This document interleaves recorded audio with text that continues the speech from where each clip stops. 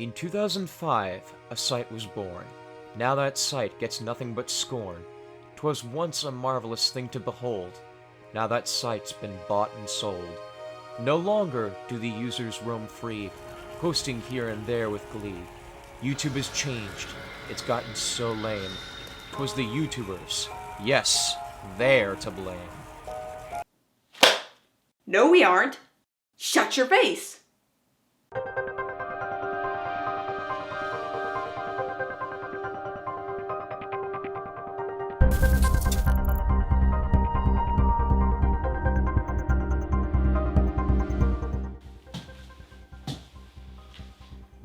Listen, I want to talk to you about something. And that something is you. Yes, you, the person watching this right now. You are a person, presumably, who has at some point had an opinion on something. Now, you'd think that people wouldn't have an issue with that, and for the most part, people don't. Some people do, though, and those people are the ones behind YouTube. But I'm here to tell you something, and that is that YouTubers do not represent YouTube.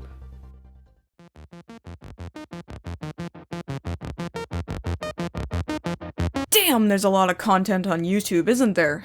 Never before has there been such a large forum for people to come on in and post videos about whatever they want. And, as is inevitable with any forum where people are free to say or do whatever they like, there's been an inevitable lack of control. The site has rules, yes, but as the site has grown ever larger, those rules seem to become more and more arbitrarily enforced. Much of the enforcement is automated, and frequently makes mistakes that hurt the uploaders of the videos, either financially or through search and discovery. We've been through this all for years now. The rampant fair use abuse, unfair channel terminations, controversy after controversy after controversy after controversy. It seems like every week a new controversy about YouTube is arising, rapidly trending on Twitter as the usual internet hive minds sink their bloody claws into it, all in the name of the tea. YouTube seems to be known in the public eye now for its numerous controversies, as opposed to the actual media it offers. YouTube is always keeping its creators on their toes, just waiting for the next inevitable shitstorm to explode like a gastroenteritis-riddled flash mob, either by their own fault, with some new policy or website change, or by some creator they inexplicably threw all their support at and gave their nods of approval, which always blows up in their face. You would think that a platform with such a long history of controversy would know very well how to handle things by now, wouldn't you? Yet it just seems that YouTube makes these same mistakes again and again, constantly being caught with their pants around their ankles. But why? Why do they seem so unbearably thick when it comes to how to conduct themselves? Let's talk about it, shall we?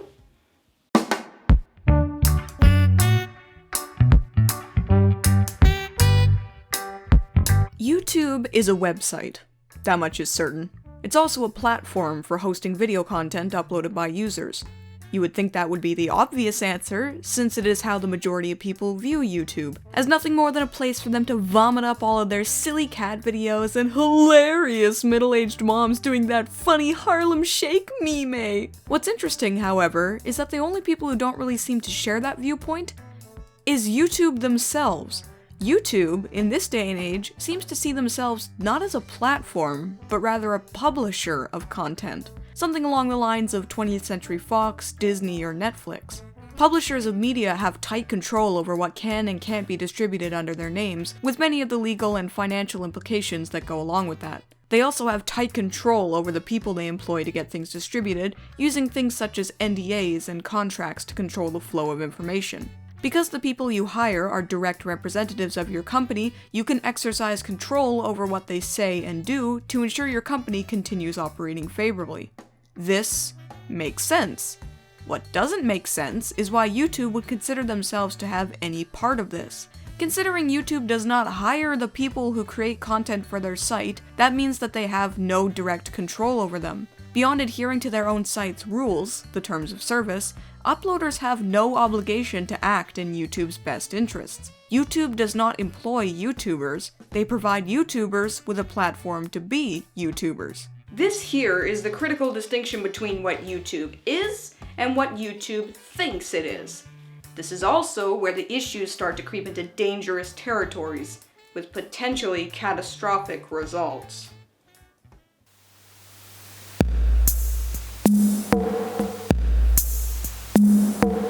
Have you ever watched a DVD or Blu-ray of something, and while you're waiting for the menus to come up, you see this little note here that says something along the lines of, "The views expressed in the commentary do not necessarily represent the views of the distributor and/or its subsidiary companies and affiliated companies." Well, most people disregard this, but it's actually a legal disclaimer that basically says to the viewer, hey, if you're listening to the commentary and one of the people in it says something offensive, that's just how they feel. You can't hold us accountable for what they say or do. It protects the publishers and distributors from potential legal issues should one of the people involved say or do something they wouldn't normally agree with. In other words, the creators are representatives of their own views. Well, you see where I'm going with this? When you start a YouTube account, you must agree to and adhere to the terms and conditions of the website. That's common practice, and I don't think anyone would argue that abiding by the rules is particularly difficult if you aren't trying to be a complete scumbag and ruin everyone else's good time. However, you know what you don't have to sign when you start a YouTube account? A contract. They may choose certain people to have closer engagements with them, such as with Google preferred advertising, in which case they may very well have to sign such contracts. But the average YouTube user is never obliged to operate in YouTube's best interests beyond the website's terms of service. To put it as simply as I can, YouTubers do not represent YouTube. And yet, here we are, controversy after controversy after controversy, mostly caused by people operating with either flagrant disregard of the terms of service or exploiting loopholes to get around those rules to manipulate the website's own algorithms and bleed the site for as much ad revenue as possible. And every time this happens, we see the media grab hold of the story and run as far as humanly possible with it, over-embellishing incidents, taking things out of context, or simply making us YouTubers look bad because we're all just wild and undisciplined idiots willing to kill ourselves for a scrap of internet fame, apparently. When that happens, YouTube itself is inevitably dragged into the situation, forcing them to make one of their typical foot-in-mouth blog posts about how they're listening to feedback, and that they care about their creators. Of course, it only gets to this point if they stand to be affected monetarily by advertising companies pulling their ads, or getting another dump truck of bad PR unceremoniously dropped onto their collective heads, at which point the onus falls on YouTube to pull one of their overzealous slapdash solutions out of their cyber asses and ruin everything for everyone. Whenever this whole debacle comes around, I always have to ask myself, why? Why is this YouTube's job?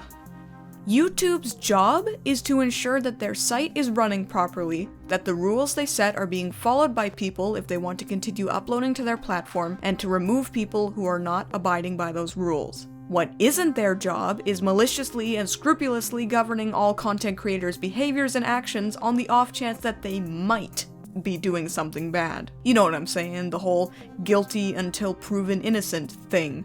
Sometimes it seems like YouTube does too much. Other times, they don't seem to be doing nearly enough. It just seems like every attempt to break through the enormous soulless monolith that YouTube has become is met with failure time and time again. There's a reason for this though, so strap on your sailor hats because I'm gonna give you a little lesson in law.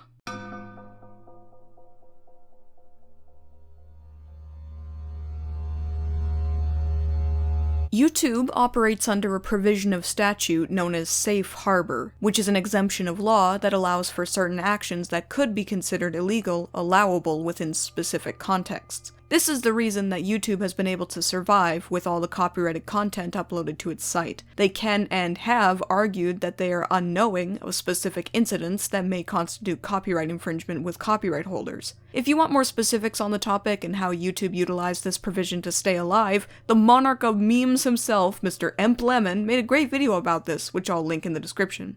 Nowadays, though, it seems as though YouTube utilizes this safe harbor practice not only in how it operates its business, but also in just how it deals with everything. Let me try to explain it this way.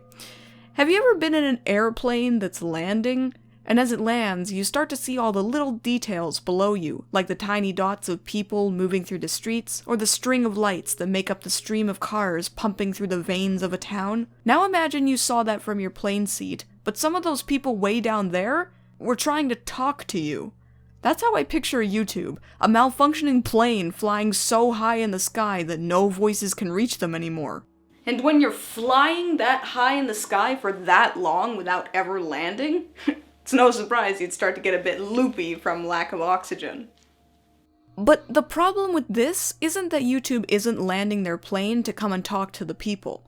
It's that they can't land their plane. In order to still operate under that safe harbor provision, they have to take a hands-off approach to the content that is being uploaded to their website, or else risk being held accountable for copyright infringement. So they have to keep flying their rapidly deteriorating plane, doing whatever they can to keep things running, while also appearing to have nothing to do with how it runs. This is where the fundamental disconnect comes in. YouTube simultaneously wants to be seen among the ground people for PR and marketing purposes, yet it has no choice but to stay up in the air away from the people in order to keep operating. Because of that, we get all these stupid decisions, mealy-mouthed responses to controversy, and a seemingly endless torrent of crap slung at creators because of a few bad actors. And when the time comes around for another YouTube shit show, it's not like the media can blame YouTube way high up in their plane, so they gotta pin the blame on the ground people, the content creators. Therefore, that comes with the implication that we somehow represent YouTube whenever something bad happens, despite us never agreeing to that in the first place, nor actually being the case at all. But I'll say it again, just in case you missed it the first time,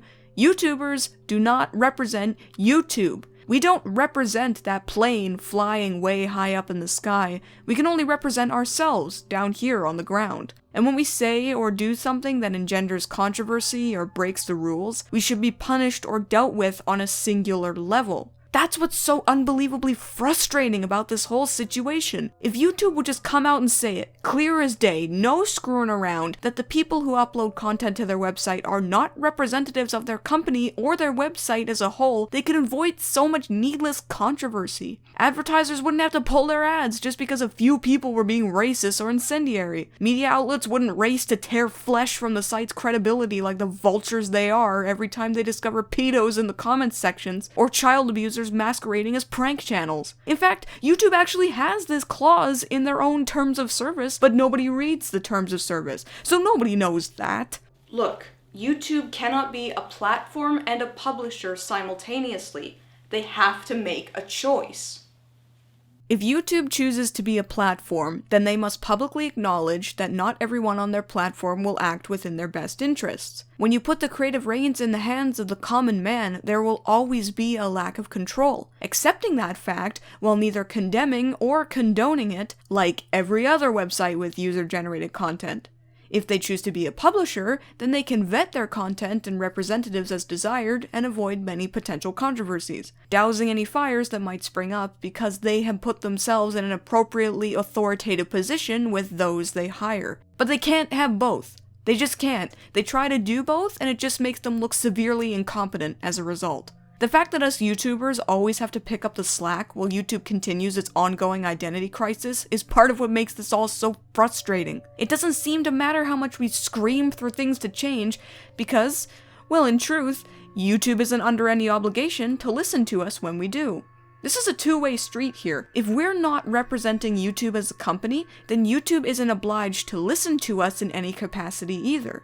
The fact that they say they are listening when they're clearly not is what's so galling. I can't stand lies. And now it seems like that's all YouTube is made up of, because it ain't YouTube anymore, folks. It's simply whomever we approve of, tube.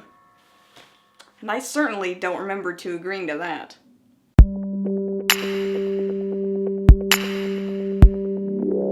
At this point, I'm not sure if there's any definite conclusion to this issue. My suggestion would be to auto-preface all videos uploaded to YouTube with a disclaimer similar to those commentary disclaimers on DVDs and Blu-rays, or their own clause from their terms of service.